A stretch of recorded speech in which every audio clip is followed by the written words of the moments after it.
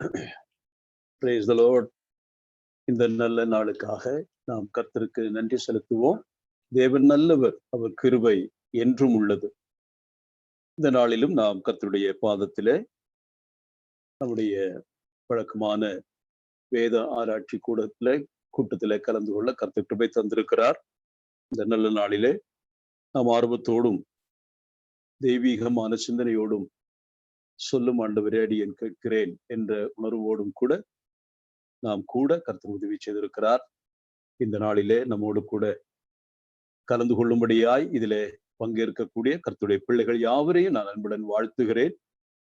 மிக குறைவான கூட்டமாய் இருந்தாலும் கூட அதன் நடுவிலே கர்த்தருடைய சத்தம் துணிக்கட்டும். தேவன் தாமே இந்த நாளில் அதிகமாய் நம்மோடு பேசத்தக்கதாக ஜெபத்தோடு கருத்தோடு நாம் காத்திருப்போம். நாம் இப்பொழுது மீகாவின் புத்தகம் 3ஆம் அதிகாரம், அந்த 3ஆம் அதிகாரத்தினின்று பாடங்களை கற்றுக்கொண்டு வருகிறோம். 3ஆம் அதிகாரம் என்று சொல்லும் பொழுது நான் உங்களுக்கு ஞாபகப்படுத்தினது போல 2வது பிரசங்கத்தினுடைய முதல் அத்தியாயம் என்று நான் சொல்லியிருந்தேன். அதாவது மீகா 3 பிரசங்கங்களாக தன்னுடைய பிரசங்கத்தை கொடுக்கிறார். முதல் 2 அதிகாரங்கள் 2, 3, 4, 5 2ஆம் பகுதி, அடுத்ததாக 6, 7 அதிகாரங்கள் கடைசி பிரசங்கம் என்று நாம் சொல்லியிருந்தோம். ஆகவே இந்த 2ஆம் பிரசங்கத்தினுடைய முதல் அத்தியாயத்திலே நாம் இருக்கிறோம். இந்த முதல் அத்தியாயத்தை ஆரம்பிப்பதற்கு காரணம், அல்லது அந்த 2ஆம் பிரசங்கம் ஆரம்பிக்கும் பொழுது 2ஆம் பிரசங்கம் தான் என்பதற்கு நாம் பார்த்தது கேள் என்ற சொல்லோடு ஆரம்பிக்கிறதை பார்க்கிறோம். So every sermon of Micah starts with the call to listen. அதுதான் நாம் அந்த செய்திகளை தொகுத்தது. எவ்விதமாய் சர்மன் என்று சொல்லேனோ அது தொகுப்பதற்கு காரணம் அந்த ஹர்கன் ஓ ஹியர் ஓ லீடர்ஸ் என்றுள்ள சொற்பிரயோகத்தோடு ஆரம்பிப்பதனால். ஆகவே போன வாரத்திலே நாம் 3ஆம் அதிகாரத்தினுடைய பகுதிகளை பார்த்தோம். அதாவது அங்கே தேசத்திலே தேவன் அபிஷேகம் பண்ணி வைத்திருக்கக்கூடிய, அல்லது நியாயமாக தேவனுடைய ஊழியத்தை நிறைவேற்றுவதற்காக தேவன் ஏற்படுத்தின 3 அலுவலகங்களில் பணியாற்றுகிற மக்களை குறித்து சொல்வதாக நான் சொல்லியிருந்தேன். முதலாவதாக இந்த 3ஆம் அத்தியாயத்திலே அதிபதிகள், தேசத்தினுடைய தலைவர்களுக்கு விரோதமாக கர்த்தர் பேசுகிறார். அவர்களை தேவன் முதலாவது அவருடைய குறைகளை, குற்றங்களை கண்டித்து உணர்த்துகிறார் என்று நாம் பார்த்தோம். அவர்கள் தேசத்தின் அதிபதிகள் என்று சொல்வதனாலே நாம் பொதுவாக சொல்லுகிற பாஷையிலே ராஜாக்கள் அல்லது கிங்ஸ் என்று நாம் அவர்களுக்கு பெயர் சூட்டலாம். ஆகவே ராஜாக்கள் என்றுள்ள நிலைமையிலே அவர்களுக்கு தேவன் கொடுத்த பொறுப்பு, அதை குறித்து சொல்லிக் கொண்டு வந்தார். ஆனால் அவர்கள் அந்த பொறுப்பினின்று அவர்கள் விழுந்து போனார்கள். ஆகவேதான் குற்றம் சாட்டுகிறார். ஆனால் அவருடைய குற்றத்திற்கு, தண்டனைக்கு அதிக காரணம் உண்டு என்று கடந்த வாரத்திலே சொன்னேன். அதாவது யார் தவறு செய்தால் தேவன் அதை அதிக சீரியஸாக எடுக்கிறார் என்று நான் சொல்லியிருந்தேன். யாரை தேவன் அதிகமாய் கணக்கு கேட்பார், யாரை தேவன் அதிகமாய் தண்டிப்பார் என்ற கேள்விக்கு நான் சொல்லியிருந்தேன். அதாவது தேசத்தினுடைய பொறுப்பில இருக்கக்கூடியவர்களை, தலைவர்களை தான் கர்த்தர் கேட்பார் என்று சொல்லியிருந்தேன். 2வதாக அந்த தலைவர்களை இவ்வளவாய் தேவன் விசாரிக்க காரணம், தலைவரிடத்திலே தேவன் அவருடைய வேதத்தை ஒப்பு கொடுத்திருந்தார். அவர்களுக்கு தேசத்தை ஆளுவதற்கு தேவையான சட்டம், அதை போல பிரமாணங்கள் தேவன் கொடுத்திருந்தார். They have been entrusted with a divine law. அதாவது தேசத்தை எப்படி ஆளணும் என்று சொல்வதற்காக பரலோகத்தின் தேவனாகிய கர்த்தரே அவர்களுக்கு அந்த சட்டங்களை கொடுத்தார். தேசத்தினுடைய constitution of the nation of Israel is given by God. நம்முடைய தேசத்தினுடைய சட்டங்களை கான்ஸ்டிடியூஷன் எழுதி கொடுத்தவர் அம்பேத்கர் என்று நாம் அறிந்திருக்கிறோம். ஆனால் இஸ்ரவேல் தேசத்தினுடைய அந்த தேச சட்டங்களை, விதிகளை எல்லாம் கொடுத்தவர் யார்? எழுதி கொடுத்தவர் தேவன் என்பதை நாம் அறிந்திருக்கிறோம். ஆகவேதான் இப்படி தெய்வீக சட்ட பிரமாணங்களின் அந்த நூலை அல்லது புத்தகத்தை, சட்ட நூலை கையில் வைத்திருக்கிறவர் தவறு செய்யும் பொழுது, பேதைகள், அறியாதவர்கள், வசனம் தெரியாதவர்கள் தவறு செய்தால் அதை தேவன் ஒருவேளை பொறுத்து கொள்வார். ஆனால் புத்தகத்தை, நியாயப்பிரமாண புத்தகத்தை கையில வைத்து ஆய்வு செய்து அதன்படி வாழ வேண்டியவர்கள் அதை மறுக்கும் பொழுது, தேவனுடைய கோபம் பற்றி எரிகிறதை நாம் பார்த்தோம். ஆகவே இந்த இடத்திலே தலைவர்களை குறித்துதான் கடந்த வாரத்தில் நாம் சொல்லி கொண்டு வந்தோம். ஆகவே அத்தோடு ஒரு வசனத்தை கடந்த வாரத்தில் வாசித்தேன். ஆனால் ஒரு முறை கூட அது வாசிக்க விரும்புகிறேன். உபாகம புத்தகத்தின் 31ஆம் அதிகாரம். உபாகமம் 31. நான் போன வாரம் வாசித்தோம் 31:9.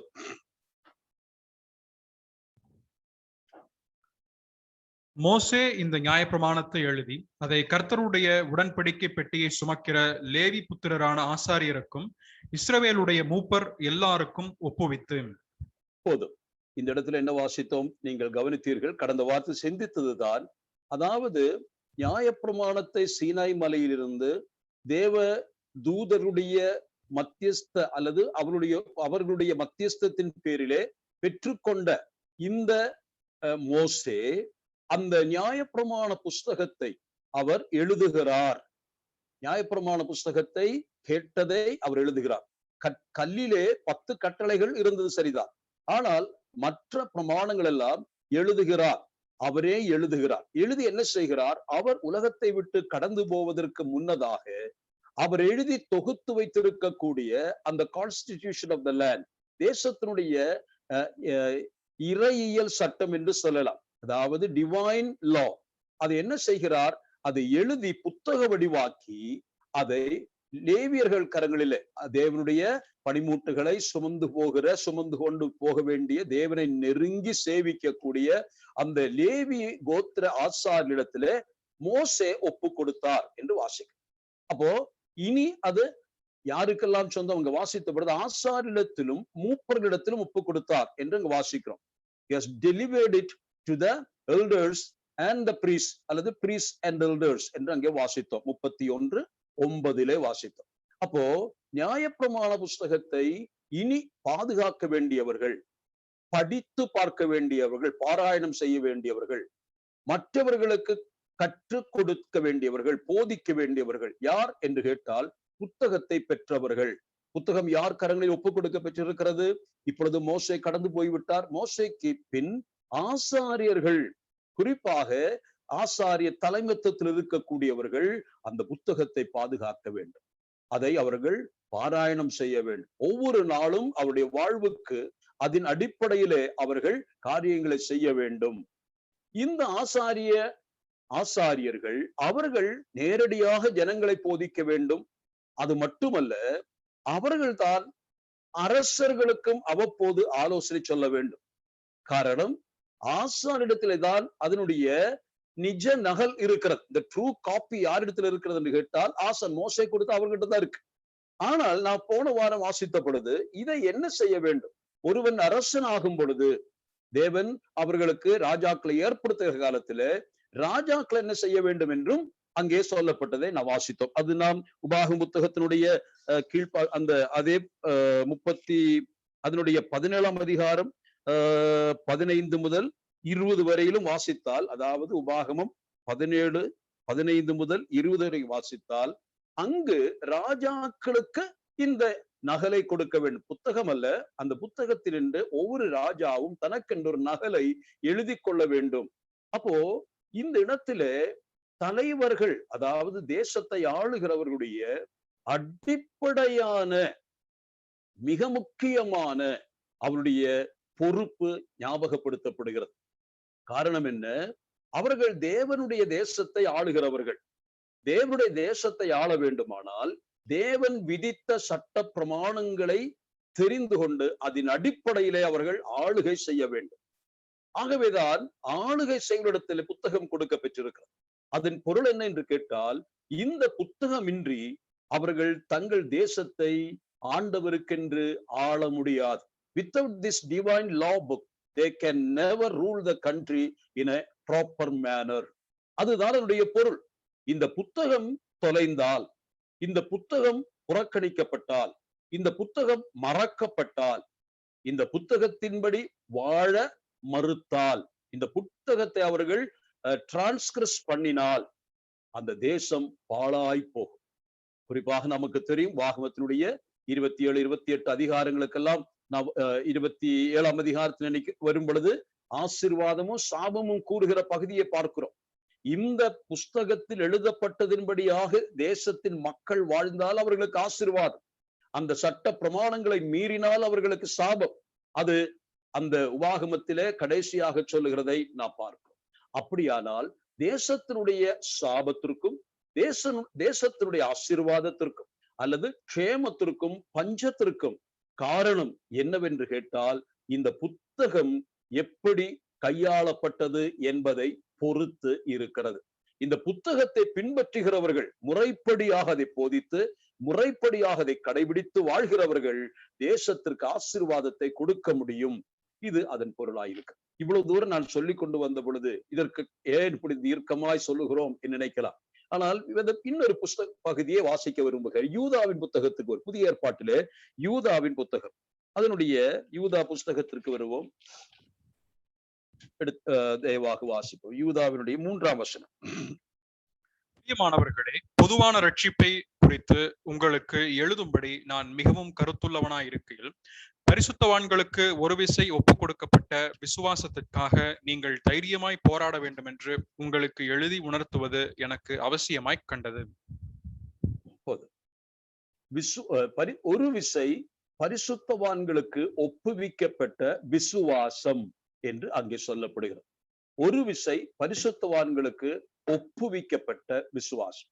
இந்த ஒப்புவிக்கப்பட்ட விசுவாசம் என்று சொல்லுகிற பகுதியில the faith that has been delivered என்ற சொல் அங்கு வருகிறது. ஆகவே விசுவாசம் ஒப்புவிக்கப்பட்டது. அப்ப விசுவாசம் எப்படி ஒப்புவிக்க முடியும்? என்னுடைய விசுவாசம் உங்களுக்கு ஒப்புவிக்க முடியுமா? முடியாது. ஆகவே அந்த விசுவாசம் என்ற சொல்லுக்கு 2 அர்த்தம் இருப்பதை வேத பண்டிதர்கள் நமக்கு ஞாபகப்படுத்துகிறார்கள். ஒன்று, நாம் ஆண்டவர் மேல் வைத்திருக்கக்கூடிய நம்முடைய நம்பிக்கை, பற்றுதல், சார்ந்து கொள்ளுதல், ட்ரஸ்ட், இது எல்லாம் விசுவாசம் என்று நாம் சொல்லுவோம். அதே சமயத்துல நாம் ஆண்டவரை நம்பும் பொழுதே ஆண்டவரை குறித்து நம்புவதற்காக நமக்கு கொடுக்க பெற்றிருக்கக்கூடிய விசுவாசத்தினுடைய அடிப்படை பிரமாணங்களை குறித்து சொல்லுகிறது. அடிப்படை பிரமாணம். அப்ப விசுவாசத்தினுடைய பிரமாணங்கள், அல்லது புதிய ஏற்பாட்டில கூட இப்படிப்பட்டது ஒரு நூல், விசுவாச பிரமாணத்தை உள்ளடக்கின நூல், அதாவது நம்முடைய நடத்தை விதிகள் என்று சொல்லுகிற நடத்தை விதிகள், அப்படிப்பட்ட ஒரு சட்ட புத்தகம் புதிய ஏற்பாட்டிலும் விசுவாசிகள் கொடுக்க பெற்றிருக்கிறது. பழைய ஏற்பாட்டிலே மோசே கையால் எழுதி அதை ஆசாரியரிடத்துல ஒப்பு கொடுத்தது போல அதே வேர்டுதான், டெலிவர்ட் என்ற வேர்டுதான் இங்கே சொல்லப்படும். யூதா சொல்லுகிறார், அதே போல பரிசுத்தவான்களாகிய நம்முடைய முற்பிதாக்களுக்கு, அப்போஸ்தலர்களுக்கு அவர் எழுதி கொடுத்தார், ஒப்பு கொடுத்தார். அது என்ன? விசுவாச பிரமாணம் என்று சொல்லுகிற வார்த்தை. ஆகவே விசுவாசம் ஒப்பு கொடுத்தல் என்று சொன்னால் விசுவாசத்திற்கு அடிப்படையான பிரமாணத்தை எழுதி கொடுத்தார் என்று பொருள். அப்போ இன்றைக்கு நம்முடைய கைகளிலே இந்த புத்தகம் இருக்கிறதா என்று கேட்டால் நாம் எல்லாரும் சொல்லுவோம், நிச்சயமாக அந்த வேத புத்தகம் புதிய ஏற்பாட்டு புஸ்தகம் என்று நாம் அறிந்திருக்கிறோம். ஆகவே கர்த்தருடைய பிள்ளைகளை பொறுத்தமட்டில் இந்த புத்தகம் இல்லாமல் எந்த தலைவனாகட்டும், எந்த ஆசாரியனாகட்டும், எந்த தீர்க்கதரிசியாகட்டும் எதையும் சொல்லவோ செய்யவோ முடியாது. அப்படியானால் அவருடைய செயல்பாட்டுகளை எல்லாம் கட்டுப்படுத்துகிற புஸ்தகம் இது. இந்த புத்தகத்தை முறையாக நாம் கற்றுக்கொள்ளாவிடில், நிச்சயமாக நான் சொல்லுகிறேன், இந்த புத்தகத்தை நாம் வைத்து கொண்டு நம்முடைய ஊழியங்களை செய்ய முடியாது. ஆகவே ஒவ்வொரு ஊழியனும், தெய்வ சபையில் இருக்கக்கூடிய அத்துணை பேர்களும் தங்களுடைய நடைமுறை வாழ்க்கையை முறைப்படுத்த வேண்டுமானால் திருமறையை அவர்கள் ஒரு முறையாகிலும் வாசித்து தெரிந்திருக்க வேண்டும் என்று சொல்லுகிறேன். இது சொல்லும் பொழுது மிகுந்த ஒரு பாரம் எனக்குள். நாம் நம்மை பொறுத்த மட்டில் பிரதரன் திருச்சபை என்று நாம் நம்மையே அடிக்கடி மார்தட்டி பேசும் பொழுதெல்லாம் யோசிப்பேன், நம்முடைய சபையில எத்தனை பேர்களுக்கு நம்முடைய விசுவாச பிரமாணம் இன்னதென்று தெரியும். விசுவாச பிரமாணம் அல்லது விசுவாசத்திலே நாம் என்னவெல்லாம் விசுவாசிக்கிறோம் என்று கேட்டால் எப்படி சொல்லுவோம்?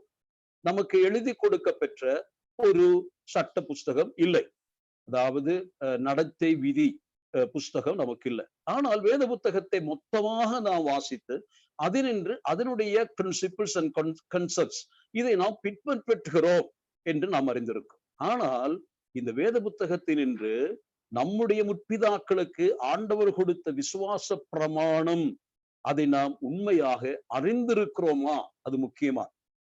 அதாவது நமக்கு நாம் நம்புகிற நம்முடைய விசுவாச பிரமாணம் இன்னதென்று தெரியுமா?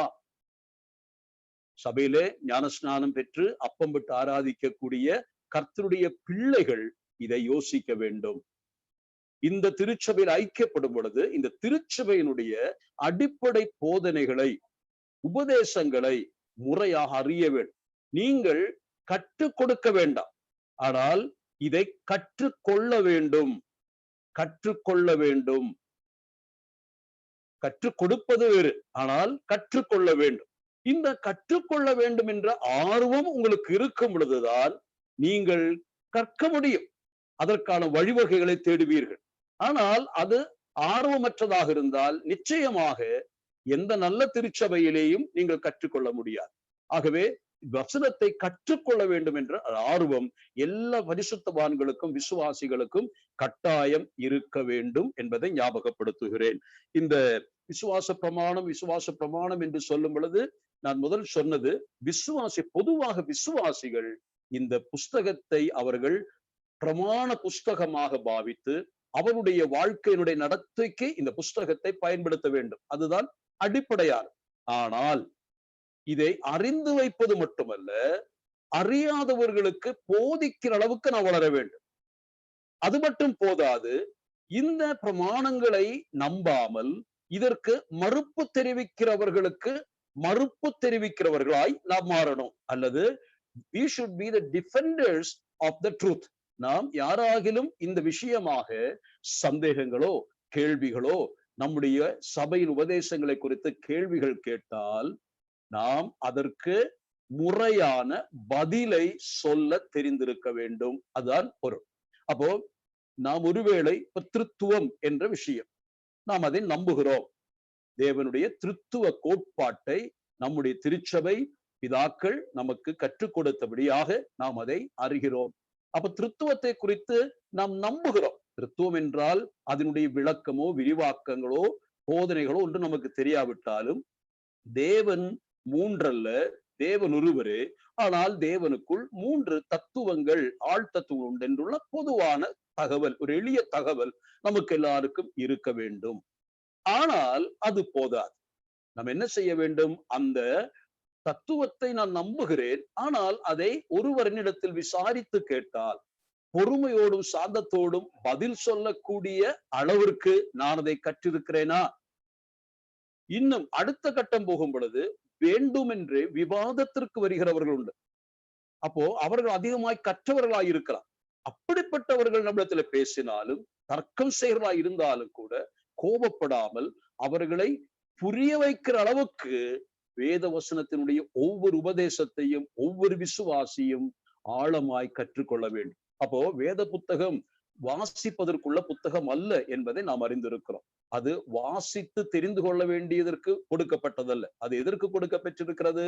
அதை படித்து கற்றுக்கொள்வதற்கு, வாழ்க்கையில நடைமுறைப்படுத்துவதற்கும் கொடுக்கப்பட்ட புஸ்தகம். ஆகவே இந்த அடிப்படையிலே தான் இன்றைக்கு இந்த சிந்தனை என் மனதிலே வந்தது. ஆகவே ராஜாக்களை பொறுத்தமட்டில் முதலாவது தலைவர்களை பற்றி சொன்னோம் அல்லவா?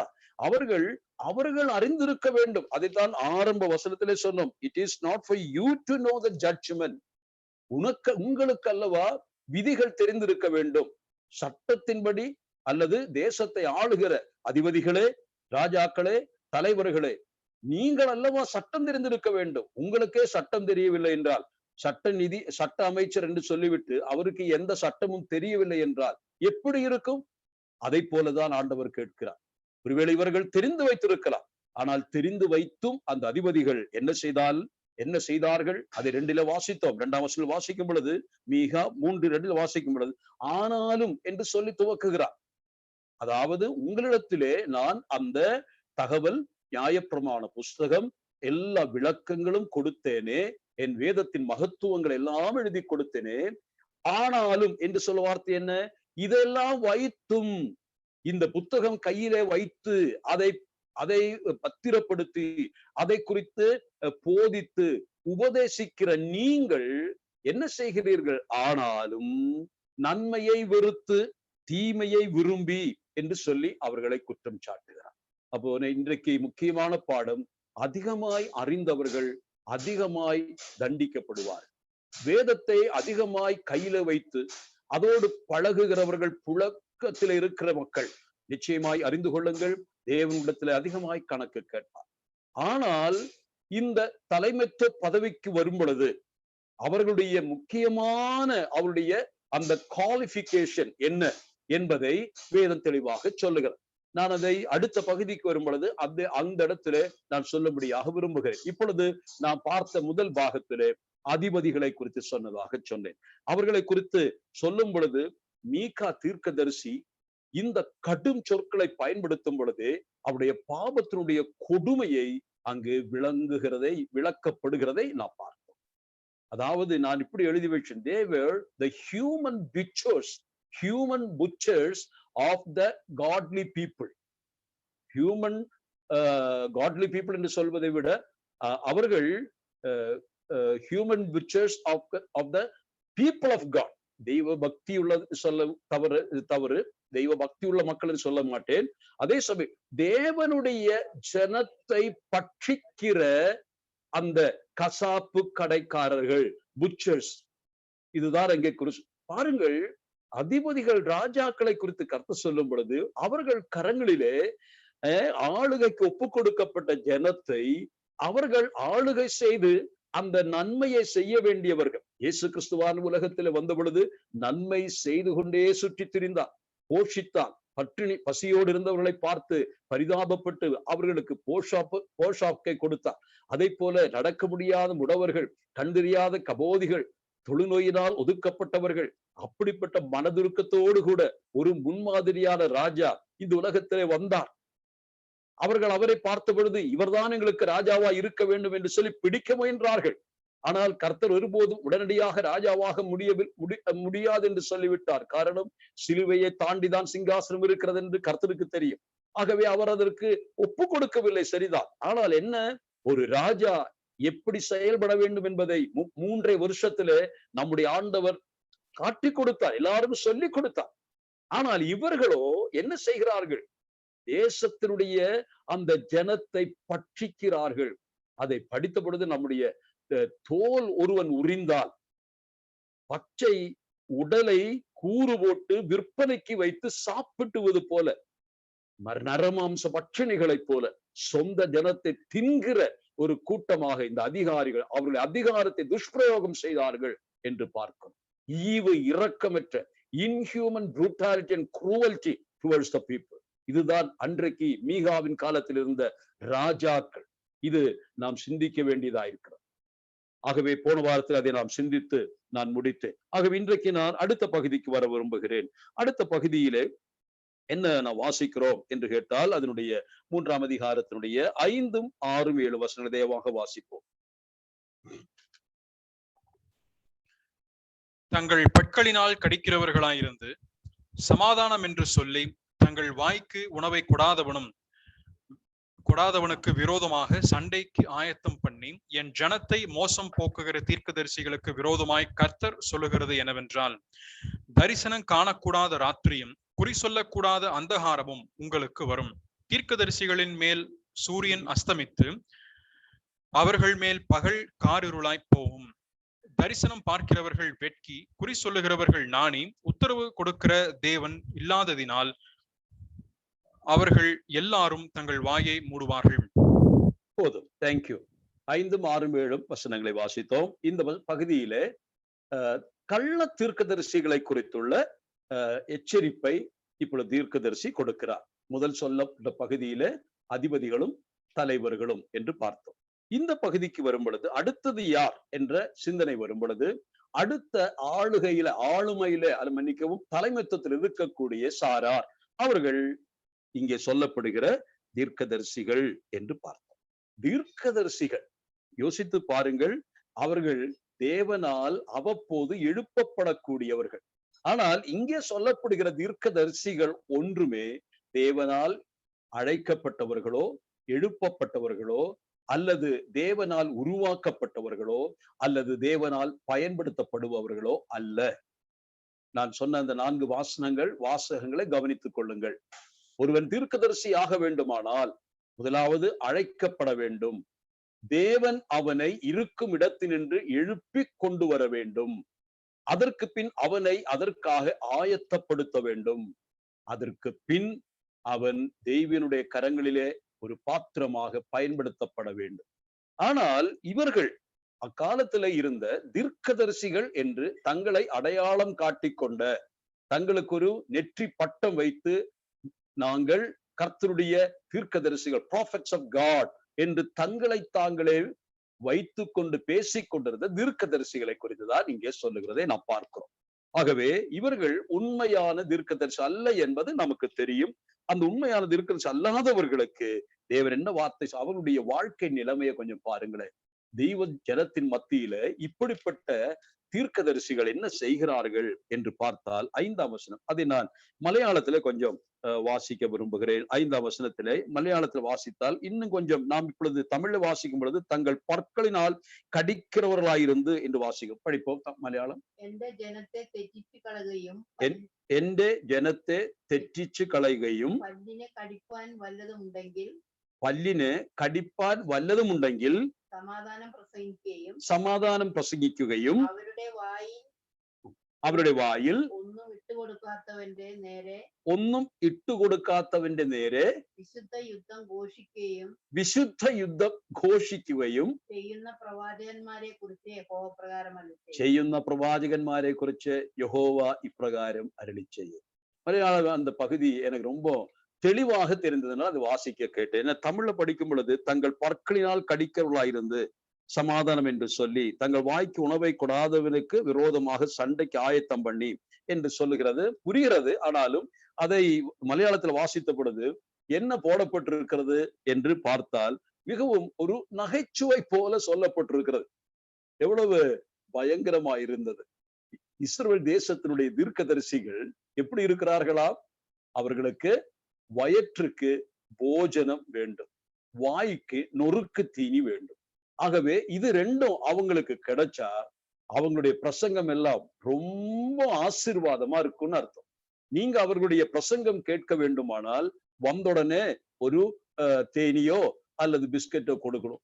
அதற்கப்புறம் செய்தி முடிச்ச பின்னாடி சுபிட்சமான ஒரு சாப்பாடும் கொடுத்துட்டீங்கன்னா அடுத்த முறை பிரசங்கம் பண்ணும் பொழுது எப்படி பிரசங்கம் பண்ணுவாங்க? இந்த குடும்பத்திற்கு சமாதானம், இந்த வீட்டார் தலையின் மேல் தேவனுடைய பேராசீர்வாதம் தங்குவதாக, இந்த வீட்டினுடைய அப்பத்தையும் தண்ணீரையும் கர்த்தர் ஆசீர்வதிக்க போகிறார்.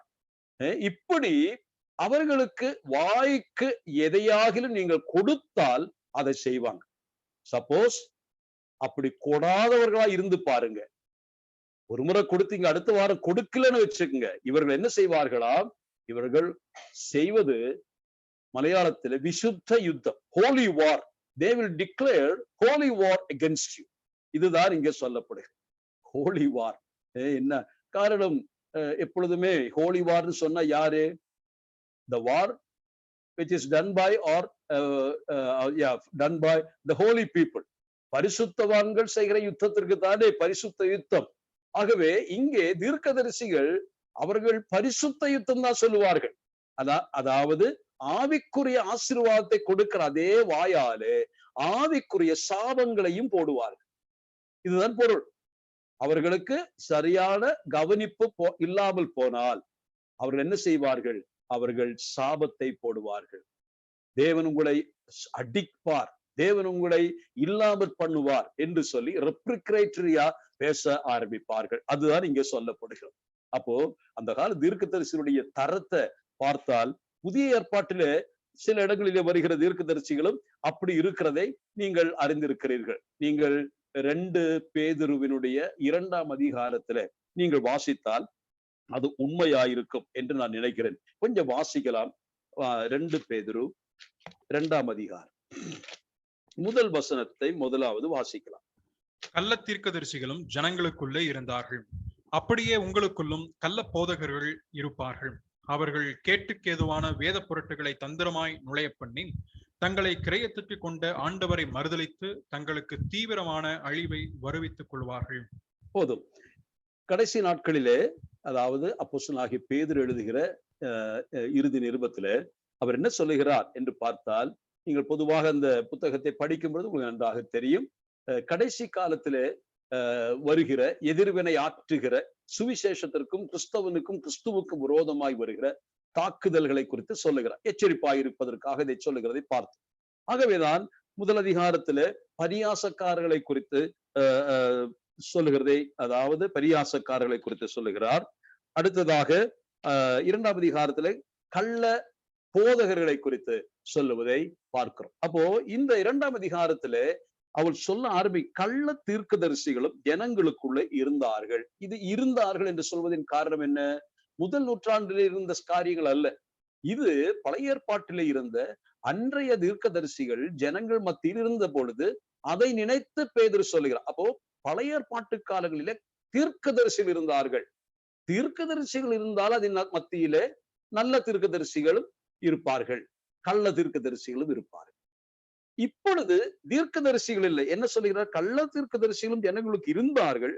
அப்படியே இப்பொழுது உங்களுக்குள்ளும் கள்ள போதகர்கள். அப்ப அதிலிருந்து ஒன்று அறிந்து கொள்ள வேண்டும். இன்றைய புதிய ஏற்பாட்டு காலகட்டங்களிலே தீர்க்கதரிசிகள் இல்லை, போதகர்கள் இருக்கிறார்கள். அப்போ தீர்க்க தரிசன வரம் முதல் நூற்றாண்டிலே திருமறை முழுமையாக எழுத பெற்றதோடு அந்த தீர்க்க தரிசன வரம் நின்று போனது மிகவும் தெளிவாக இங்கே சொல்லப்படுகிறது. அவை கள்ள தீர்க்கதரிசிகள் பழைய ஏற்பாடு இருந்தது போல அதற்கு பதிலாக இன்றைக்கு யார் இருக்கிறார்கள்? கள்ள போதகர்கள். அப்ப தீர்க்கதரிசிகள் கடந்த இருந்தது போல இந்த காலத்தில் அதை ரீப்ளேஸ் பண்ணுகிறது யார் என்று கேட்டால் போதகர்கள் என்று அர்த்தம். அப்போ கள்ள போதகர்கள் இங்கே சொல்லப்படுகிறதை பார்க்க முடியும். அப்ப போதகர்கள் என்ற ஊழியம் இருந்தால் நல்ல போதகர்களும் இருப்பார்கள், கள்ள போதகர்களும் இருப்பார்கள் என்றுதான் பேதுரு ஞாபகப்படுத்துகிறார். இந்த கள்ள போதகர்களை கொள்வது எப்படி அடையாளம் காண முடியும் என்பதை குறித்து அவர் சொல்லும் பொழுது சொல்லுகிற சில வார்த்தைகளை நான் வாசித்து காண்பிக்கிறேன். அதை நீங்கள் வாசித்து பாருங்கள். அதாவது நாம் ஏற்கனவே 1ஆம் வசனம் வாசித்தோம். 2 அவர்களுடைய கெட்ட நடக்கைகளை என்று கெட்ட நடக்கைகளை என்று வாசிக்கிறோம். அதற்கு பின்னதாக 3 பொருளாசை உடையவர்கள் என்று வாசித்தோம். அதுபோல கீழே வரும் பொழுது நீங்கள் அந்த பகுதியை வாசித்து கொண்டு வந்தால் 10ஆம் வசனத்துக்கு வரும் பொழுது விசேஷமாக அசுத்த இச்சையோட மாம்சத்துக்கேற்றபடி நடந்து கர்த்துவத்தை அசட்டை பண்ணுகிறவர்களை அப்படி செய்வார். இவர்கள் துணிகரக்காரர், அகங்காரிகள், மகத்துவங்களை தூஷிக்க அஞ்சாதவர்கள் என்று சொல்லுகிறதை பார்ப்போம். அப்போ புதிய ஏற்பாட்டு காலத்தின் துவக்க காலத்திலேயே பேதுரு ஞாபகப்படுத்துகிறது, கள்ள போதகர்களை நீங்கள் எப்படி அடையாளம் கண்டுகொள்ள முடியும்? அப்போ அதற்கு அவர் சொல்லுகிறார், 1 அவர்களுடைய கெட்ட நடக்கை, துன்மார்க்கமான வாழ்க்கை, அவருடைய இம்மோரல் லைஃப் என்று சொல்லுகிறார். அதாவது காமவிகார இச்சைகளும் மாம்ச இச்சைகளுக்கும் ஏற்றபடியாக நடந்து கொள்ளுகிறவர்கள், தங்களுடைய சுயமான மாம்சத்தினுடைய இச்சைகளை பூர்த்தி செய்கிற போதகர்கள். அப்போ அவர்களுக்கு வேண்டியது பரலோக இன்பம் அல்ல, பூலோக இன்பம் அனுபவிக்க வேண்டும், அதற்காக பிரசங்கம் பண்ணுவார்கள். ஆகவே அவர்களுக்கு பரலோகமும் மேலோகமும் ஒன்று பிரச்சனை அல்ல, இகலோகத்தில் உள்ள வாழ்க்கையும் அவர்கள் விரும்புகிறதுனாலே சுகபோக பிரியர்களாய் இருப்பார்கள். அவர்கள் அப்படி போதிக்கும் பொழுதே நோக்கம் என்ன என்பதை சொல்லுகிறார். 2ஆவதாக என்ன பார்த்தோம்? பொருளாசை, பணத்தின் மேலுள்ள ஆசை, ஊழியத்திலே பணம் சேர்க்க வேண்டும். இதுதான் அவருடைய 2ஆவது அடையாளம். யாரெல்லாம் ஊழியத்தை செய்துவிட்டு வாயை திறந்து ஊழியத்தை செய்வதாக சொல்லி அடுத்ததாக கையை நீட்டுகிறார்களோ, உதவிக்கரம் நீட்டுகிறார்களோ, அவர்களை குறித்து எச்சரிக்கையாயிருங்கள். இன்றைக்கு கிறிஸ்தவ உலகத்திலே நீங்கள் பாருங்கள் என்ன நடக்கிறது. அதனாலே தான் இன்றைக்கு கிறிஸ்தவமே அழிந்து கொண்டிருக்கிறது. இன்றைக்கு கிறிஸ்தவம் மற்றவர்களால் விமர்சிக்கப்படுவதற்கும் தாக்கப்படுவதற்கும் காரணம் இந்த கிறிஸ்தவ சமுதாயத்திலே நுழைந்திருக்கக்கூடிய கள்ள போதகர்கள். அவர்கள் பண ஆசையினாலே வாழ்ந்து கொண்டிருப்பதினாலே, பணம் பணம் பணம். இன்றைக்கு அநேக ஊடகங்களிலே அவர்களுடைய செய்திகளை நான் பார்க்கும் பொழுதெல்லாம் அவர்கள் அவர்களுடைய வங்கி கணக்கு தான் வெளிப்படுத்துகிறார்கள். எதற்காக? பணம் வேண்டும் என்பதனால். இப்படி ஒரு பொருளாசை நிறைந்த போதகர்களை வேற எந்த காலத்திலும் பார்க்க முடியாது போல இந்த காலத்தில் பார்க்கும். சுகபோகமாக உல்லாசமாக வாழ்வதற்கு மக்களையும் அந்த வழியிலேயே பேசி அவர்களை புரிய வைத்து அவர்களும் உல்லாசத்தை அனுபவிக்க வேண்டும் என்றை சொல்லி கடைசியாக பணத்தை கேட்கிறவர்கள். காரு பத்தாது, இப்பொழுது எனக்கு தனியாக பயணம் பட விமானம் வேண்டும் என்று தங்கள் விசுவாசத்திலே பேசுகிற போதகர்கள் இன்றைக்கு வந்திருக்கிறார். பொருளாசை. ஆரம்ப காலகட்டத்திலே நமக்கு நன்றாக தெரியும். ஒரு குழந்தை பிறந்த உடனேயே நீங்கள் அந்த குழந்தையின் பேரிலே அந்த குறிப்பிட்ட நிறுவனத்திற்கு 25,000 ரூபாய் அனுப்பி வைத்தால் அந்த பிள்ளை 25 வயது ஆகுகிற மட்டும் அந்த நிறுவனம், அந்த தொண்டு நிறுவனம் அல்லது அந்த ஆர்விக்குரிய ஸ்தாபனம் அந்த குழந்தைகளை பொறுப்பேற்றுக் கொள்ளுகிறதா. 25 வருஷங்களுக்கு அந்த பிள்ளையை ஜெப பேழைக்குள் வைத்து நாங்கள் பாதுகாத்து வளர்ப்போமாம். இது எல்லாருக்கும் தெரிந்த விஷயம். இது நடைமுறையில இருந்த காலம் உண்டு. அது 25,000 கொடுத்தால் இப்படி என்றால் அதற்கு மேல கொடுத்தால் இரட்டிப்பு பாதுகாப்பு, அப்படி சொன்னவர்களும் இருக்கிறார்கள். இது எங்க நடக்கிறது? கிறிஸ்தவத்துல. ஆண்டவர் தன் கையால பணத்தை தொடவே இல்லை என்று நான் நம்புகிறேன். உலகத்தினுடைய எந்த காசு பணத்தையும் கர்த்தர் கையில தொடல. நமக்கு நன்றாக தெரியும் இல்லையா? ஆண்டவரிடத்துல வந்து கேட்கிறார்கள், ராயனுக்கு வரி கொடுக்கலாமா என்ற கேள்வி கேட்கும் பொழுது ஆண்டவர் தன்னுடைய கையில் இருக்கக்கூடிய, தன்னுடைய ஜேப்பில் இருக்கக்கூடிய ஒரு நாணயத்தை எடுத்து காட்டி இதுல இருக்கக்கூடிய சொரூபம் யாருடையது என்று கேட்கல. அவர் கேட்கிறார், அவர் ராயனுடையதை ராயனுக்கும் தேவனுடைய தேவனுக்கும் கொடுங்கள் என்று சொல்லும் பொழுது அந்த துட்டு தன் கையில் இன்னொருத்த அவன் கையிலிருந்து கேட்டுதான் அதை சொல்லுங்க. அதே போல மீன் வாயினின்று பணம் கிடைத்தது, வெள்ளி பணம் கிடைத்தது. அவர் அதை வாங்கி ஜேப்பில போட்டு பேதுரு கொடுத்தாரா? இல்லை. அவன் கொண்டு வந்த மாத்திரத்துல அதை கொண்டு போய் கொடு என்று சொல்லுகிறான். ஆகவே ஆண்டவருக்கும் உலக பொருளுக்கும் இடையில் இருக்கக்கூடிய ஒரு மகத்தான இடைவெளியே நாம் பார்க்கிறோம். இப்படிப்பட்ட பரிசுத்தவான்கள் ஆரம்ப காலகட்டங்களிலே இந்தியாவிலும் கேரளாவிலும் இருந்ததை நான் அறிந்திருக்கிறேன். அவர்கள் பணத்தின் மேல் கொஞ்சம் கூட ஆசை இல்லாதவர்களாய் வாழ்ந்தார்கள். நாம் அடிக்கடி நினைவு கூறுகிற KV சைமன் என்று சொல்லுகிற அந்த மகா கவிஞன், அவரை குறித்து நான் கேள்விப்பட்டிருக்கிறேன். அவர் பணத்தை கையில தொடமாட்டாரா. ஒருமுறை கொச்சி என்ற ஊரிலிருந்து அங்கிருக்கக்கூடிய பரிசுத்தவான்கள் இந்த KV சைமன் ஐயாவை பார்க்க வேண்டும், அவர் மிகவும் வறுமையிலே வாடுகிறார், அவர் அதிகமாய் தரித்திர கோலமாய் இருக்கிறார் என்று அறிந்து ஒரு 1000 அந்த காலத்தில் இருந்த இந்த சக்கரம் என்று சொல்வார்கள், 1000, அந்த 1000 சக்கரம் இன்றைக்கு அதற்கு பல 1000 ரூபாய் மதிப்பு உண்டு. ஆகவே அதை அவர்கள் சேர்த்து வைத்து காணிக்கையாக எடுத்து அவர்கள் அங்கே இருந்து சைமன் சார் இருக்கக்கூடிய அந்த ஊருக்கு போகிறார்கள். அன்றைக்கெல்லாம் போக்குவரத்து ரொம்ப கடினம். அமிதமாய் 2 சகோதரர் போய் அங்கே கொண்டு போகிறார்கள்.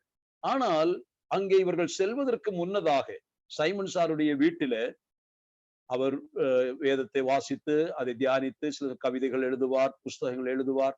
அப்படி இருக்கிற நேரத்துல கொஞ்சம் தொலைவில் இருக்கக்கூடிய ஒரு எளிய சகோதரர் அவரிடத்துல வந்தார். அவர் அங்கே வந்து, ஐயா சார், 2 நாளாச்சு சாப்பிட்டு குடும்பத்துல பட்டினியா இருக்கோம், ஏதாவது இருந்தா கொடுங்க, எங்களுக்கு சாப்பாடு ஏதாவது கொடுங்க, அரிசி இருந்தா கொடுங்கன்னு கேட்ட பொழுது அவர் தன் சைமன் சாரோடைய மனைவியை கூப்பிட்டுட்டு ஏதாவது கொடுன்னு சொன்னா அந்த அம்மா பின்னாடி இருந்துட்டு இப்படி கை காட்டுச்சா, ஒண்ணும் இல்லை, எதுவுமே ஒரு மணி அரிசி கூட கிடையாது என்று சொல்லிச்சான். அப்பொழுது இவர் ரொம்ப துக்கப்பட்டு சொன்னார், மன்னிச்சுக்க, எங்களுக்கு இல்ல, ஏதாவது கிடைச்சா நான் உடனே கொடுத்து அனுப்புறேன் என்று சொல்லிச்சான். அந்த நேரத்துல இவர் அங்கிருந்து கொஞ்சம் புறப்படுறாரு. அந்த நேரத்துல கொச்சியிலிருந்து வருகிற 2 சகோதரர் அங்கே வந்து சேர்ந்தார். வந்து பேச்சுவார்த்தை கொஞ்சம் பேசி கொண்டிருந்தார்கள். அதற்கு பின்னதாக இவர்கள் கொண்டு வந்த அந்த காணிக்கை பணத்தை அப்படியே அந்த அவரு முடிச்சு கட்டி, அது இது சாருக்கு கொச்சி சபையாருடைய ஒரு உதவி, நீங்க தயவாக இதை ஊழியத்தை பயன்படுத்தலாம் என்று அதை வச்ச உடனே இந்த மனுஷன் என்ன செய்தா தெரியுமா? பயங்கர கரத்த சத்தத்துல கைய தட்டி தூரத்துல போயிட்டு இருக்கிற அந்த சகோதரனை, வா வேகமா வா பிரதர், வாங்க சகோதரனை வான்னு சொல்லி தூரத்துக்கு போனவரை மறுபடியும் திருப்பி அழைச்சார். அவர் வந்தார். வந்த உடனே இந்த கேவி சைமன் என்ன செய்தார் தெரியுமா? இதோ இந்த இடத்துக்கு இந்த இந்த இதுல பைசா இருக்கு, எடுத்துட்டு போன்னு சொல்லிட்டார். 1000 அந்த கொண்டு போனவங்க 2 பேரும் திகைத்து போயிட்டாங்க. 2 பேருமே என்ன செய்வது தெரியல. இவருக்குன்னு கொடுத்த தொட்டு கூட பார்க்கல, அத அப்படியே எடுத்து அந்த எண்ணி கூட பார்க்கல, அப்படியே எடுத்து அந்த எளியவனுக்கு கொடுத்தார். அப்போ ஒரு காலத்துல இப்படித்தான் கிறிஸ்தவ ஊழியங்கள் நடைபெற்றது. ஆனால் காலப்போக்கில கிறிஸ்தவ ஊழியங்கள் ஸ்தாபனங்கள் செய்ய ஆரம்பித்தது. ஸ்தாபனங்கள் செய்யும் பொழுது ஸ்தாபனத்தை வேலை பார்க்கிறவர்கள் சம்பளம் கொடுக்கணும். ஆகவே என்ன செய்ய வேண்டும்? அதற்கு வசூலிக்க வேண்டும். இப்படி சபை செய்ய வேண்டிய ஊழியத்தை ஸ்தாபனங்கள் செய்ய துவங்கிற பொழுதுதான் பணத்தேவைகள் வந்தது, பணத்திற்காக அறிவிப்புகள் வந்தது. அது என்னவாயிற்று? தனி மனித ஊழியத்திலும் அதை போல திருச்சபையுடைய ஊழியங்களிலும் இது பிரதிபலிக்க ஆரம்பித்தது. ஆகவே இது நல்ல வசூல் மார்க்கம் என்று சொல்லி அநேக திருச்சபையில தலைவர்கள் இப்படி இதை செய்வதை இன்றைக்கு பார்க்க. ஆனால் அந்த காலத்தில் இருந்ததற்கும் இந்த காலத்தில் இருப்பதற்குள்ள வித்தியாசத்தை நான் ஞாபகப்படுத்தினேன். கர்த்தருடைய பிள்ளைகளே, இந்த பொருளாசைக்காரர்கள் கள்ள போதல் அடையாளம் காண வேண்டுமானால், ஒன்று அவர்கள் மாம்ச இச்சை நிறைவேற்றும்படியாக மறைமுகமாய் நுழைகிறவர்கள். 2 பொருளாசைக்காரர்கள். 3வது உபதேசத்தை புரட்டுகிறவர்கள். அதைத்தான் முதலே பார்த்தோம். அவர்கள் கேட்டு கேதுவான அதாவது 2ஆம் அதிகாரம் 2 பேர் 2ஆம் அதிகாரம் 1 2ஆம் அதிகாரம் அதில் 1ஆம் வசனம், அவர்கள் கேட்டுக்கேதுவான வேத புரட்டுகளை தந்திரமாய் நுழைய பண்ணி என்று வாசிக்கிறோம். அவர் என்ன செய்வார்கள்? who privately shall bring in damnable heresies என்று வாசிக்கிறோம். அப்போ இந்த கள்ள போதகர்களை குறித்து எச்சரிக்கையா இருக்க வேண்டும். மீகாவின் புத்தகத்திலே நாம் அதை சிந்திக்கும் பொழுது தீர்க்கதரிசிகளை குறித்து சொல்லுகிற பகுதியின் என்றுதான் இப்பொழுது புதிய ஏற்பாட்டுக்கு நாம் சென்று இன்றைக்கு எப்படி இருக்கிறார்கள் என்பதை சொன்னேன். நான் சொல்லுகிறேன், இதற்கு நாம் எச்சரிப்பாய் இருக்க வேண்டும். இந்த கள்ள தீர்க்கதரிசிகள் இன்றைக்கு கிறிஸ்தவத்தையே கலக்கி கொண்டிருக்கிறார்கள். கள்ள போதகர்கள் கிறிஸ்தவ திருமுறையை சிதிலமடைய செய்திருக்கிறார்கள். அருவருக்கத்தக்கதான போதனைகளை கொடுத்து வருகிறார். சொல்வதெல்லாம் வேதம், அதாவது ஈவன் டெவில் கோட்ஸ் பைபிள் என்று சொல்லுவது போல காலங்களிலே அநேக போதகர்கள் வேத புத்தகத்தை வைத்துக் கொண்டு பிசாசுகளாய் அதை செய்து கொண்டிருக்கிறார்கள் என்று சொன்னால் மிகையாகாது.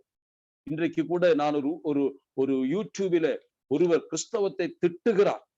அதிலே ஒரு குறிப்பிட்ட ஸ்தாபனத்தினுடைய தலைவரை பச்சையாக பேசுகிறார். ஏன் என்ன பேசுகிறார் என்று கேட்டால், கொள்ளையடிக்கிற கூட்டம் இந்த கிறிஸ்தவ தலைவர்கள். வெளிநாட்டு படம் பத்தாது என்று சொல்லி உள்நாட்டு மக்களையும் எதையோ சொல்லி வசீகரித்து பணம் சேர்க்கிறார்கள். கோடி கோடியா சம்பாதித்து மாடியா கட்டுகிறார்கள். அவர்களை கைது செய்து உள்ள வைக்கணும் என்று சொல்லுகிற ஒரு நிலைமைக்கு ஏன் கிறிஸ்துவுக்கு இன்றைக்கு சீஷர்கள் இல்ல, இன்றைக்கு போதகர்கள் இருக்கிறார்கள். கிறிஸ்து சீஷர்கள் எப்படி இருந்தார்கள் என்பதை இந்த மக்களுக்கு தெரியவையே தெரியாது என்று சொல்ல வேண்டிய சூழ்நிலைக்கு வந்துவிட்டார். ஆகவே இந்த காலகட்டத்தில கிறிஸ்தவம் எவ்வளவு கீழாய் போய்விட்டது, பணத்திற்காக இந்த கிறிஸ்தவ ஊழியங்கள். ஆகவேதான் புதிய ஏற்பாட்டுக்கு வரும்போது அப்படி சொன்னார். பழைய ஏற்பாட்டிலே தீர்க்கதரிசிகளை குறித்து என்ன சொல்லுகிறார்? நான் வாசித்த வசனத்திலே, தங்கள் பற்களினால் கடிக்கிறவர்களாயிருந்து சமாதானம் என்று சொல்லி தங்கள் வாய்க்கு உணவை கொடாதவனுக்கு விரோதமாய் சண்டைக்கு ஆயத்தம் பண்ணி என் ஜனத்தை மோசம் போக்குற தீர்க்கதரிசிகளுக்கு விரோதமாக கர்த்தர் சொல்லுகிறது என்னவென்றால், என் ஜனத்தை மோசம் போக்குகிறவர்கள், என் ஜனத்தை சாப்பிடுறவங்க பட்சிக்கிறவங்க யாருன்னு பார்த்தா அது அதிபதிகள். ஆனா என் ஜனத்தை மோசம் போக்குறது யாருன்னு பார்த்தா நேர்வழியே நடத்த வேண்டிய தீர்க்கதரிசி. பட்சிக்கிறவங்க தலைவர், மோசம் போக்குற தீர்க்கதரிசி. அவர்களுக்கு என்ன தண்டனை வரும்னு கூட அங்க சொல்லி நாம பார்க்கிறோம். இந்த தீர்க்கதரிசிகளை குறித்து அவர்களை குறித்து நாம் வாசிக்க வேண்டுமானால் எசேக்கியேல் புத்தகத்தில் வசனம் கொஞ்சம் வாசிக்கலாமா? எசேக்கியேல் 22ஆம் அதிகாரம். எசேக்கியேல் 22. எசேக்கியேல் புத்தகம் 22, 25, 28 வசனங்களை வாசிக்கலாம். அதிலுள்ள தீர்க்கதரிசிகள் அதன் நடுவில் கட்டுப்பாடு பண்ணுகிறார்கள். கெர்ச்சிக்கிற சிங்கம் இறை கவ்வுகிறது போல ஆத்துமாக்களை அவர்கள் பட்சிக்கிறார்கள். திரவியத்தையும் விலை உயர்ந்த பொருள்களையும் வாங்கிக் கொள்ளுகிறார்கள். அதன் நடுவில் அநேகரை விதவைகளாக்குகிறார்கள். 28. அதன் தீர்க்கதரிசிகள் அவத்தமானதை தரிசித்து பொய் சாஸ்திரத்தை அவர்களுக்கு சொல்லி கர்த்தர் உரைக்காதிருந்தும் கர்த்தராகி ஆண்டவர் உரைத்தார் என்று சொல்லி அவர்களுக்கு சாரமற்ற சாந்தை பூசுகிறார்கள். கவனித்தீர்களா? எசேக்கியேலின் காலத்தில் உள்ள தீர்க்கதரிசிகளை குறித்தும் சொல்லப்படுகிறதை பார்க்க முடியும். எசேக்கியேலின் காலம் என்று சொல்லுகிறது அந்த அந்த சிறையிருப்பின் காலகட்டம், அதனுடைய இறுதி வாக்கிலே என்று சொல்லலாம். அல்லது அந்த சிறைவாசம் முடித்து வந்த பின்னதாக சொல்லப்படுகிற வார்த்தை. ஆகவே இந்த இடத்திலும் தீர்க்கதரிசிகளை குறித்து சொல்லும் பொழுது கர்த்தர் என்ன சொல்லுகிறார்? ஆச்சரியப்படுகிறோம் அல்லவா? கட்டுப்பாடு பண்ணுகிறவர்கள் என்று கட்டுப்பாடு. There is a conspiracy among the prophets. என்ன அர்த்தம் அதற்கு? கான்ஸ்பிரசி சொன்னா அவங்க ஒருத்தர் பேசிக்கிட்டு திட்டமிடுறாங்க, எப்படி நாம மக்களை பட்சிக்கலாம், எப்படி மக்களை கொள்ளையிடலாம், எப்படி எல்லாம் சொன்ன மக்களை எய்த்து அவருடைய கையில் இருக்கிற நம்ம கைக்கு கொண்டு வரலாம், எப்படி பிரசங்கம் பண்ணலாம் என்று ஒரு கவுன்சில் மீட்டிங், அங்கு ஒரு பிளாட் பண்றது போல ஒரு சதி திட்டம் தீட்டுகிற தீர்க்கதரிசிகள் என்று கர்த்தர் சொல்லுகிறார். அவர்கள் திரவியத்தையும் விலையுயர்ந்த பொருள்களையும் வாங்கி கொள்ளுகிறார்கள். அதன் நடுவில் அநேகர் விதவைகளாக்குகிறார்கள். இது என்ன வார்த்தைன்னு கவனிச்சு பாருங்க. அநேகர் விதவைகளாக்குறான்னு சொன்ன அர்த்தம் என்ன? கணவனற்றவர்களாக மாற்றுவது என்று சொன்ன அர்த்தம் என்ன? கணவர்களை கொன்று விடுகிறவர்கள் என்ற அர்த்தத்திலே சொல்லப்படுகிறது. தங்களுடைய ஆதாயத்திற்காக, தங்களுடைய லாபத்திற்காக சதி திட்டம், கொலை கும்பல் போல, ஒரு கொள்ளை கூட்டம் போல அல்ல, கொலையாளிகளை போல மக்களை கொன்று விதவைகள் உருவாக்குகிறவர்கள் தீர்க்கதரிசிகள் என்று சொன்னால் இது எப்படி தாங்க முடியும்? தேவனுடைய இதயத்தை எப்படி அது பாதிக்க என்று யோசித்து பார்க்க வேண்டும். அதே போலதான் 28 வாசித்தோம். தீர்க்கதரிசி அபத்தமான தரிசித்து பொய் சாஸ்திரத்தை அவர்களுக்கு சொல்லி, சொல்லுவது சாஸ்திரம் தான், ஆனா மெய் சாஸ்திரம் இல்ல, பொய் சாஸ்திரம், தியாலஜி, பெரிய தத்துவங்களை பேசுவார்கள், தெய்வீக இயலை பத்தி பேசுவார்கள். ஆனால் சாஸ்திரம் எல்லாம் உண்மையானதல்ல, தெய்வீக வார்த்தைகள் அல்ல, அவர்கள் தேவன் சொல்லியும் சொன்னதல்ல. அவர்கள் சொல்லுகிற சொந்த திட்டங்களை தீட்டி, சதி திட்டம் தீட்டி, கூடாலோசனை பண்ணி அதன் விளைவாக கொண்டு வருகிற உபதேசங்களை மக்களுக்கு போதித்து ஏய்க்கிற கூட்டமாய் இருப்பதை நாம் பார்த்தோம். நாம் இன்றைக்கு வாசிக்கும் பொழுது பயப்படுகிறேன். நம்முடைய ஊழியங்களிலே கர்த்தருக்காக தீர்க்கதரிசிகள் அல்லதா போதகர்கள், ஆனால் நம்முடைய நிலைமை எப்படி இருக்கிறது என்பதை இங்கு சிந்திக்கும்படியாய் கர்த்தர் நம்மோடு பேசுகிறார். அடுத்ததிலே நான் சொல்லி 6ஆம் வசனம், தரிசனம் காணக்கூடாத ராத்திரியும் குறிச்சொல்லக்கூடாத அந்தகாரமும் உங்களுக்கு வரும். தீர்க்கதரிசிகள் மேல் சூரியன் அஸ்தமித்து அவர்கள் மேல் பகல் காரிருளாய் போகும். தரிசனம் பார்க்கிறவர்கள் வெட்கி குறிச்சொல்லுகிறவர்கள் நாணி உத்தரவு கொடுக்கிற தேவன் இல்லாததால் அவர்கள் எல்லாரும் தங்கள் வாயை மூடுவார்கள் என்று வாசிக்கிறோம். இது என்ன பொருள் என்று பார்த்தால், இந்த இடத்துல இந்த தீர்க்க தரிசனம் சொல்லுகிறவர்களுடைய முடிவை சொல்லுகிறார். இவருடைய கதை முடிய போகிறது என்றார். என்ன அங்க சொல்லு? நான் இங்க வாசித்து புரிந்து கொண்ட விஷயம், God is going to make them blind and dumb. நாங்க தரிசிக்கிறோம்னு சொல்றாங்க இல்லையா? இப்போ கண்ணை திறந்து பார்த்தாலும் கண்ணு தெரிய மாட்டேங்குது, எங்கும் காரிருளா தெரியும், ஒரு வெளிச்சமும் இருக்காது. So God will make them blind as well as dumb. வாய் பேச முடியாத ஊமையர்களாக மாற்றப்படுவார்கள். இன்றைக்கு தெய்வீக வெளிச்சம் இருந்த பொழுதும் அபத்தமானதை போதித்தார்கள் இல்லையா? தெய்வீக வெளிச்சம் இருந்தாலும் அவர்கள் தரிசித்தது அபத்தமானது. அதே போல ஆவியானவருடைய ஏவுதலிருந்தும் பேசுவது அபத்தமானது, வாய் பேசுவது. ஆகவே தேவன் அவருடைய கண்களையும் வாயையும் அங்கே கட்டுப்படுத்துகிறார் என்று பொருள்படுத்த பேசுகிறார். இவர்கள் அந்நிய தேசத்துக்கு போவார்கள். அங்கே செல்லும் பொழுது எப்படி இருப்பார்கள் இந்த தீர்க்கதரிசிகள்? இவர்களை குறித்து தீர்க்கதரிசி சொல்ல முடியாது. இங்க சொல்லுகிற வசனங்களில் நீங்கள் கவனித்தீர்கள், எப்படிப்பட்டவர்கள் அவர்கள் பார்த்தீர்களா? 6ஆம் வசனத்துல குறிச்சொல்லக்கூடாத என்ற வார்த்தை வருகிறது. அதே போல 5ல கூட அந்த வார்த்தை வருகிறது. நீங்கள் பார்க்கும் 5ல தரிசனம் 6ஆம் வசனத்திலே தரிசனம் காணக்கூடாது ராத்திரி, குறிச்சொல்லக்கூடாத அந்தகாரமும் என்று வருகிறது. அதே போல 7ல தரிசனம் பார்க்கிறவர்கள் வெட்கி குறிச்சொல்லுகிறவர்கள் நானே. அப்போ இவர்கள் தீர்க்கதரிசிகள் அல்ல, தீர்க்க தரிசனம் சொல்லுகிறார்கள், ஆனால் இவர்கள் குறி சொல்லுகிறவர்கள், சோர்சரர்ஸ் என்று கூட சொல்லலாம், குறி சொல்லுகிறவர்கள். பழைய ஏற்பாட்டிலே இதை குறித்து எப்படி சொல்லப்பட்டிருக்கிறது என்பதை பார்த்தால், இப்படிப்பட்ட தீர்க்கதரிசிகள் இருக்கலாமா அல்லது அவர்கள் அப்படி பேசுவதற்கு அனுமதி உண்டா என்று கேட்டால் இல்லை என்பதை நாம் அறிந்திருக்கிறோம். அது எங்கே வாசிக்கிறோம் என்று பார்த்தால், நான் இந்த வசனத்தை உங்களுக்கு ஞாபகப்படுத்த விரும்புகிறேன்.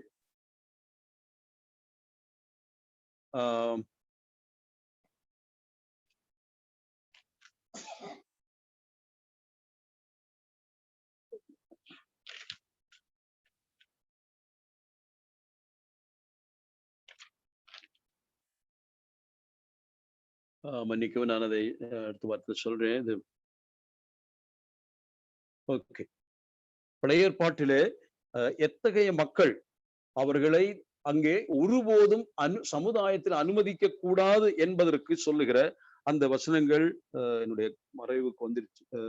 ஓகே, அடுத்த வாரம் அதை உங்களை ஞாபகம், அதை ஏன் சொல்ல வேண்டும் என்றால், அங்கே சொல்லுகிற வார்த்தைகள் குறி சொல்லுகிறவர்கள், அஞ்ஞனம் பார்க்கிறவர்கள், நாள் பார்க்கிறவர்கள், மரித்து செத்தவருடைய ஆவிகளோடு பேசுகிறவர்கள், அதை போல ஒவ்வொரு இப்படிப்பட்ட ஆட்களை குறித்து சொல்லப்படுகிறதை நீங்கள் பார்க்க. They want to know the future. எப்பொழுதுமே அந்த ஜனங்களுக்கு ஃபியூச்சர் தெரியும் ஆசை. அதனால என்ன செய்யறாங்க, நாள் பார்ப்பது, அதை போல குறி சொல்லுவது, அப்படி செய்கிறவர்களை குறித்து சொல்லுவோம். அப்படிப்பட்டவர்கள் உங்கள் நடுவில் இராதபடிக்கு எச்சரிக்கையாயிருக்கும். அதாவது பிள்ளைகளை தீக்கணக்க பண்றவங்க தொடங்கி ஒரு 9-10 ஆட்களை குறித்து அங்கு வாசிக்கிறேன். அடுத்த ஞாபகத்தினுடைய பார்வையில் அந்த வசனம் வரவில்லை. சரி, ஆகவே அது எவ்வளவு கொடுமையானது என்று கர்த்தர் ஏற்கனவே எச்சரித்திருந்தும், அப்படிப்பட்ட மக்களால் அன்றைய இஸ்ரேல் மக்கள் இஸ்ரவேலிலே நிறைந்திருந்தார்கள் என்பதுதான் இன்றைக்கு நாம் படித்த பாடமாய் இருக்கு. அவர்களுக்கு என்ன வரும் என்பதை கூட நாம் இன்றைக்கு சிந்தித்தோம். தரிசனம் பார்க்கிறவர்கள் வெட்கி குறிச்சொல்லுகிற நாணி உத்தரவு கொடுக்கிற தேவன் இல்லாததினால் அவர்கள் எல்லாரும் தங்கள் வாயை மூடுவார்கள். They will become both blind and dumb என்று சொல்லி நிறைவு செய்கிறேன். 8ஆம் வசனத்தை கூட வாசிக்க விரும்புகிறேன். 8ஆம் வசனம் நான் வாசிக்கிறேன். நானோ யாக்கோபுக்கு அவன் மீறுதலையும் இஸ்ரவேலுக்கு அவன் பாவத்தையும் அறிவிக்கும்படி கர்த்தருடைய ஆவி அருளிய பலத்தினாலும் நியாயத்தினாலும் பராக்கிரமத்தினாலும் நிரப்பப்பட்டிருக்கிறேன். இந்த இடத்துல திடீரென்று அருமையான மீகா தன்னை குறித்து சொல்லுகிறதை பார்த்து எனக்கு ஆச்சரியமாயிருந்தது. காரணம், அவர் அதிபதிகளுக்கு விரோதமாய், அதாவது தெய்வ ஜனத்தை பட்சிக்கிற புச்சர்ஸ் அல்லது கசாப்பு கடைக்காரர்களை போல இருக்கக்கூடிய அதிபதிகள் தலைவர்களை குறித்து எதிர்த்து பேசினார். இரண்டாவதாக, தெய்வ ஜனத்தை மோசம் போக்குகிற, தப்பான பாதையிலே இட்டு கட்டுகிறவர்கள் அல்லது அபத்தமான போதனைகளை கொடுத்து தவறாக பேசுகிறவர்கள், அவருடைய வாயில் வார்த்தையெல்லாம் அங்கே சொல்லப்பட்டிருக்கிறது. காரணம், அவர்கள் சொல்லும் பொழுது சொன்ன வார்த்தை எல்லாம் கர்த்தர் நமக்கு தோஷம் செய்ய மாட்ட கீழே வருகிறத வாசிக்கிறேன். ஆனால் இங்கே அவர்களுடைய வாழ்க்கையை குறித்து தீர்க்கதரிசி குற்றம் சொல்வது போல இருந்தது. தீர்க்கதரிசி அவர்களை குறித்து தேவனுடைய ஆலோசனை கொடுக்கிறார். ஆனால் அதன் நடுவிலே ஒருவர் மீகா ஒரு விதிவிலக்கு என்று சொல்ல விரும்புகிறேன். அதாவது அதிபதிகளும் பட்சிக்கிற கூட்டம், அதே போல தீர்க்கதரிசிகள் மோசம் போக்குகிற கூட்டம். ஆனால் இத்தனை தலைவர்கள் இருக்கிற அந்த இடத்துல தேவனுக்கென்று நிற்கக்கூடிய ஒரே ஒரு நபர் மீகா என்னும் ஒரு தீர்க்கதரிசி. கர்த்தரை போல் யாருண்டு, கர்த்தருக்கு ஒப்பானவர் யார் என்று தன்னுடைய வாழ்க்கையின் மூலமாக சுட்டி காட்டுகிற அல்லது வெளிப்படுத்துகிற தீர்க்கதரிசி சொல்லுகிறார், நானோ என்று அர்த்தம் என்ன? இதுவரைக்கும் நான் யாரை குறித்து குறைகளை சொல்லிக் கொண்டு வந்தேனோ அவர்களைப் போல நான் இருக்க மாட்டேன். அவருடைய வாழ்வுக்கும் என் வாழ்வுக்கும் வித்தியாசம் இருக்கிறது. அவருடைய வார்த்தைகளுக்கும் என் வார்த்தைகளுக்கும் வித்தியாசம் இருக்கிறது. நானோ, இது அதிகமாய் நம்மை சிந்திக்க வைக்க வேண்டிய விஷயம். எல்லாரும் இப்படி இருக்காங்க, அதனால நானும் அப்படி இருக்கேன் என்று சொல்லுகிறவர்கள் இன்றைக்கு அப்படித்தானே இருக்கு. மெஜாரிட்டி இப்படி போகுதுப்பா, இதுல போய் நாம என்ன பெரிய விதிவிலக்கு, நம்மளும் அட்ஜஸ்ட் பண்ணி போக வேண்டியதானே, அந்த வழியா தான் போகணும், கூட்டமே அப்படி போகுது, இனி நாம தடுத்து நிறுத்த முடியுமா? ஆகவே நம்மால அதெல்லாம் முடியாது, நாம ரொம்ப பலவீனர்கள், நமக்கு சொல்லதான் முடியும் என்று சொல்லுகிற ஒரு சூழ்நிலையில மீகா சொல்லுகிறார், இவர்கள் எல்லாரும் இப்படி இருந்தாலும், தலைவர்களாகட்டும், போதகர்களாகட்டும், மூப்பர்களாகட்டும், தேசத்தின் அதிபதிகளாகட்டும், அல்லது இந்த பகுதியில சொல்லப்படுகிற தீர்க்கதரிசிகளாகட்டும், அவர்களே கேடு, அவர்கள் என்ன நிலைமையில வாழ்ந்தாலும் சரி, அது எனக்கு முன்மாதிரி அல்ல. நான் என்ன செய்வேன்? நானோ யாக்கோபுக்கு அவர் மீறுதலையும் இஸ்ரவேலுக்கு அவன் பாவத்தையும் அறிவிக்கும்படி கர்த்தருடைய ஆவியருடைய பலத்தினாலும் நியாயத்தினாலும் பராக்கிரமத்தினாலும் நிரப்பப்பட்டிருக்கிறேன். எவ்வளவு அழகான ஒரு மனிதன், எவ்வளவு அழகான ஒரு ஊழியக்காரன், எவ்வளவு அழகான ஒரு தீர்க்கதரிசி. இவர் தீர்க்கதரிசி தானே.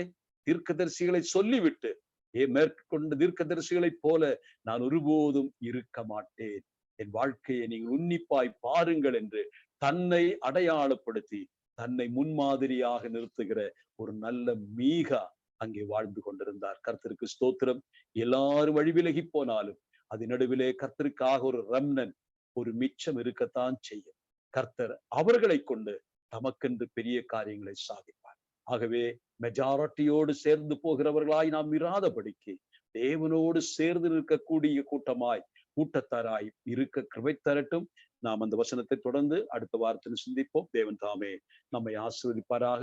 யாரான சகோதரர்கள் ஜெபித்து நிறைவு செய்யும்படியா கேட்டுக்கொள்கிறேன்.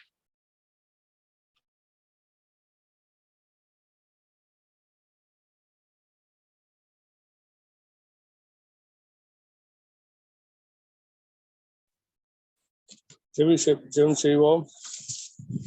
பிதாவே, நன்றி செலுத்துகிறோம். தானமாய் கொடுத்த இந்த மாலை பொழுதுக்காய் ஸ்தோத்திரம். மாலையிலே கர்த்தரை மேன்மைப்படுத்தும்படி இந்த நாளிலேயும் ஆண்டவரே வேத ஆராய்ச்சிக்காக நாங்கள் ஒன்று கூட இந்த வலைத்தளத்தில் வரும்படி கொடுத்த உதவிக்காய் நன்றி செலுத்துகிறோம்.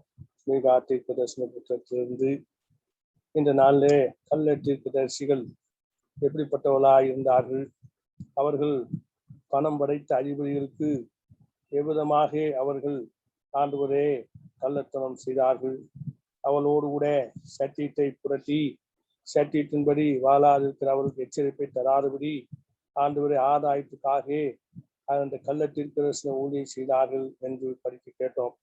இந்த நாட்களிலேயும் கள்ள போதகம் என்கின்றதான இந்த சூழல் சபைகளில் பெருகி இருக்கிறதை பார்க்கிறோம். ஸ்தாபனங்கள் பெருகி இருக்கிறது, சபைகளிலே ஆண்டவரே சுயங்கள் பெருகி இருக்கிறது. ஆண்டவரே சுயங்கள் இந்த நாட்களிலே கர்த்தரை வெளிப்படுத்தாதபடி தங்களை வெளிப்படுத்தக்கூடிய அளவிலே பணத்தை ஆசை பிடித்தவளாக சத்தியத்தை மறைத்து ஆண்டவரே பட்சிக்கிறவர்கள், விதவை வீட்டை பட்சிக்கிறவர்கள் என்று சொல்கிறது போல ஆண்டவரே சண்டியில் வந்தனம் தேடுகிறவர்கள், பந்தியில முதல் இருக்கிறவர்கள், நாடாக்களை கட்டிக் கொள்கிறவர்கள் இன்றைக்கு பல நிலைமையில ரெவரென்று தங்களை தாங்கள் அழைத்துக் கொள்கிற சூழலும் இந்த நாட்களில் சபைகள்ல உண்டு. ஆகினாலே சத்தியத்தை அறிவீர்கள், சத்தியம் உங்களை விடுதலையாக்கும் என்று சொன்ன அந்த பரிசுத்த வேதத்துடைய மகத்துவங்களை நாங்கள் மீகா தீர்க்கதரிசன புத்தகத்திலிருந்து பார்க்கும்படி இந்த நேர வேறும் உதவி செய்தபடி நாலு ஸ்தோத்திரம். வசந்தை பகிர்ந்து கொடுத்தே ஆசனுக்காய் ஸ்தோத்திரம். இந்த வசனத்தை சொல்லும்படியாக பலப்படுத்தினபடி நான் நன்றி செலுத்துகிறோம். ஆண்டவரே, நாங்களும் இந்த வசனத்தின் பேர் சார்ந்து கொள்ளும்படியாக இந்த மாலையில் எங்களுக்கு கொடுத்த வாய்ப்புக்காய் ஸ்தோத்திரம். ஆண்டவரே, நாங்கள் இந்த பகல் காலம் முழுவதும் இந்த மாதத்துடைய இந்த 30 நாட்களும் தேவனுடைய கிருபையும் வழிநடத்தலும் பாதுகாப்பும் நன்மையும் சுகத்தையும் ஆரோக்கியத்தை பெற்று அனுபவிக்கலாம். ஆண்டபடினாலே நன்றி நிறைந்த உதவியத்தோடு கூட காணப்படும்படி உதவி செய்வீராக. இந்த தொற்றுக்கெல்லாம் விலக்கி பாதுகாத்தபடினால ஸ்தோத்திரம். இந்த இரவு ஆண்டவரே எங்களுக்கு சமாதானத்தின் இரவாயிருக்கட்டும். நல்ல ஓய்வை கொடுத்து அதிகாலையில் இருந்திருக்க உதவி செய்துள்ளும். எங்களில் யாராவது பலவீனப்பட்டிருப்பார்னா நல்ல சுகத்தோடு காணப்பட கிருபை தருவீராக. ஆண்டவரே, இந்த கிருபை பெரிதாண்டபடினாலே நன்றி செலுத்துகிறோம்.